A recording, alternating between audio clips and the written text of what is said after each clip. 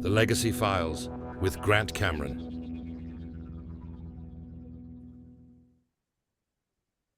Good morning, good afternoon, good evening, wherever you are in the world. This is Grant Cameron, and I'm joined by my assistant and co-author, Desta Barnaby, and we're going to talk a little bit about the Buga Ball, which I was very interested in because in 1975, I knew about what was called the Betz Ball at that time and believed that what we were tracking in Manitoba was one of these balls, about the same size, and we never did find the ball in Manitoba. So I don't know what was going on there, but another ball has appeared called the Buga Ball from Buga, Colombia, I believe it is. And they had, according to Paula Harris's update, they had the film, then they had this they had captured, but it had burnt grass, which is common with a lot of UFO things. The ball was actually moved to Mexico City. Jaime Maussan told me the story about how he had gone to get the ball, and it wasn't that Jaime Maussan got the story. Jaime Maussan saw the story of the ball, the two videos that were on the internet, and made inquiries. And the guy that had the ball, was having trouble publicity wise with his business or whatever it was, because he had put the story out, and Jaime offered to take the ball to Mexico, and then it would sort of take away the guy's problem. And Jaime tells me the story about how he had to get this ball, put it under, he wasn't allowed to take it into the cabin of the plane, this whole story. And anyway, Jaime Maussan has it. It is a big facility in Mexico City that has all sorts of connections to universities, and there's universities working on this ball. So I have a assistant friend, Katerina Castillo, who we've known. Desta and I have both known her for a number of years, speaks Spanish, has done some interpreting for us in various projects. And I asked her if she would keep track of Jaime Maussan's channel, if there was any updates to the ball in terms of the research, because this research is going on. The ball's in a vault in Jaime's building. He has armed guards, and then they send this ball out for tests. So there has been some new tests done, so I'll update you on the tests, and we'll just go from there. There's three different doctors working on this, and then there's two people. I don't know if they're doctors or who they are. Five people named. So Dr. Garrido and his team did sound tests, uh, suggested chanting mantras, and instruments recorded a response by the Buga Ball in the range of 200 to 300 megahertz, including temperature changes. This Guerrero guy, the sensors showed zero. When acoustics began, 60 hertz, 20 kilohertz, the response obtained varied. But when Bedola chanted the mantras, the sphere had the greatest response and remained resonant. Oscillations were recorded as if a dialogue was taking place. The response of the sphere was incontrovertible.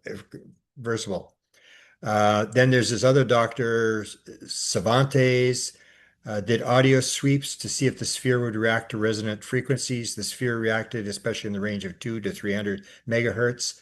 Then this Laura girl chanted these yantras. There was even a greater reaction. Everything will be analyzed so they can pinpoint the specific frequencies at which the sphere reacted. The mantras were connected to Sri Yanta, um, and those were the ones that she chanted. So there are some tests that are being done, and we're going to update you as we go along, what kind of tests that are being done. And for people who don't know about the ball, it's a ball about the size of a bowling ball, a little bit bigger. It has this really primitive sort of inscriptions on the top of it, but the inside seems to be quite elaborate. It has uh, fiber optic stuff, which Stephen Greer took. I think Jaime told me he took two samples. He had three doctors or scientists from NASA. They took samples of the surface and of this fiber optic stuffed cables that are inside, and there's small balls in there.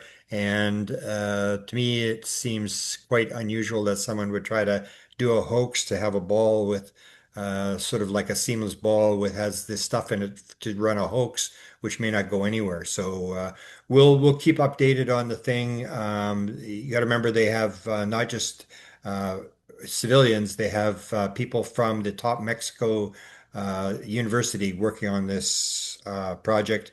And Katerina will update me as we go along when they do new tests. So that's it for the Buga Ball. Anybody that's got any comments? I don't know if we did get any Destacan reference. We did get any comments on the Buga Ball before? Because there are actually a couple of other balls. We know that J. Allen Hynek, according to his children, had two balls, and he claimed the one had come from a Florida incident, which would have indicated that it might have been the Betz ball.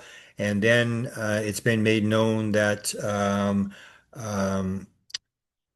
the owner of Skinwalker Ranch, Brandon Fugel, has a ball. He was actually just interviewed, and they asked him about the ball, and he basically walked his way around it and said, "Stay tuned," or something like that. So it seems like he has some positive news coming with the ball that he's working on, and I guess it'll be tied into the History Channel so that they can finance the research through the History Channel. But these balls are starting to appear. So anybody who's seen one of these balls, have heard it, or can prove it one way or the other, hoax or real, please make comments and also make sure that you subscribe to the channel because, as I've always said, my assistant Desta wants to get to 2 million subscribers by the end of the year. So help us out, subscribe, and visit my presidential UFO.org, not com.org website, which is back up. And we have a Patreon site there that we're putting some elaborate stuff on there. And most of my stuff from my whole career is now being downloaded, and we're going to get as much of it on the website as possible so that the government doesn't have it, the public has it, and they can decide where we go from here. Thanks for listening, and we'll see you on the next episode.